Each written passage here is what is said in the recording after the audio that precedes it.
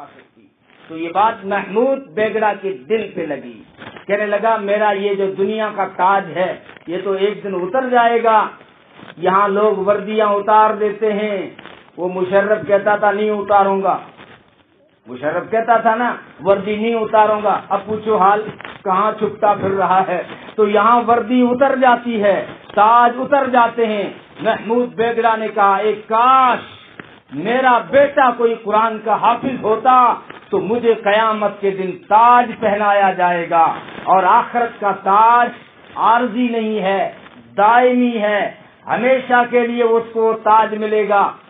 تو اس کے بیٹے خلیل خان نے جو بروڑا کا گورنر تھا اس نے سنا کہ باپ کی یہ تمنا ہے کہ بیٹا حافظ ہو.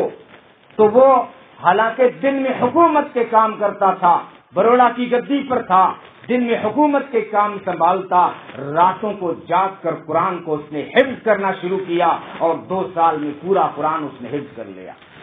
1-2 پارے بچے تو اس کی آنکھیں خراب ہو گئی, طبیعت خراب ہو گئی. ڈاکٹروں کے پاس گئے, ڈاکٹروں نے کہا راتوں کو جاگنا چھوڑ دو, تمہاری آنکھوں کی سرخی بتا رہی ہے کہ تم خطرے میں چل رہے ہو. تو خلیل خان نے کیا پیارا جواب دیا تھا, کہا ڈاکٹروں یہی سرخی کل قیامت کے دن سرخروئی دلائے گی. یہی سرخی کل قیامت کے دن سرخروئی اور کامیابی دلائے گی. خیر 2 سال میں قرآن مکمل کرنے کے بعد جب اپنے باپ کو محمود بیگڑا کو آ کے بتایا ابا جان آپ کی تمنا پوری ہو گئی, آج میں نے قرآن حفظ کر لیا. تو محمود اپنی جو ہے گدی سے اٹھتا ہے اور بیٹے کو جو معانقہ کرتا ہے سینے سے لگا لیتا ہے اور کہتا ہے میرے بیٹے چاہے میں تیرا باپ ہوں اس رشتے سے تو چھوٹا ہے, لیکن آج تو نے اللہ کا کلام اپنے سینے میں لے کر اپنے باپ سے بھی بڑا مقام حاصل کر لیا ہے.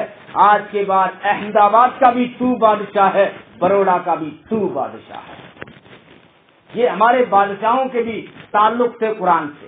اورنگزیب تھا عالمگیر, غلط ہسٹری چھپی ہوئی ہے کتابوں میں, بہت بڑے اللہ کے نیک ولی تھے. انہوں نے تخت پہ بیٹھنے کے بعد قرآن کو حفظ کیا تھا. قرآن کو ان کے ایک بیٹے نے حفظ کو مکمل کیا, اس میں خوشی میں تقریب رکھی گئی. تو اس میں جو ہے وہ محمد معظم کے دادا بھی آئے تھے, شاہ جہاں بھی آئے تھے. تو شاہ جہاں نے کہا کہ تیرا بیٹا حافظ ہوا ہے, کاش کہ میرا بیٹا حافظ ہوتا. تو اورنگزیب کے بات دل پہ لگی, اس نے ارادہ کیا حکومت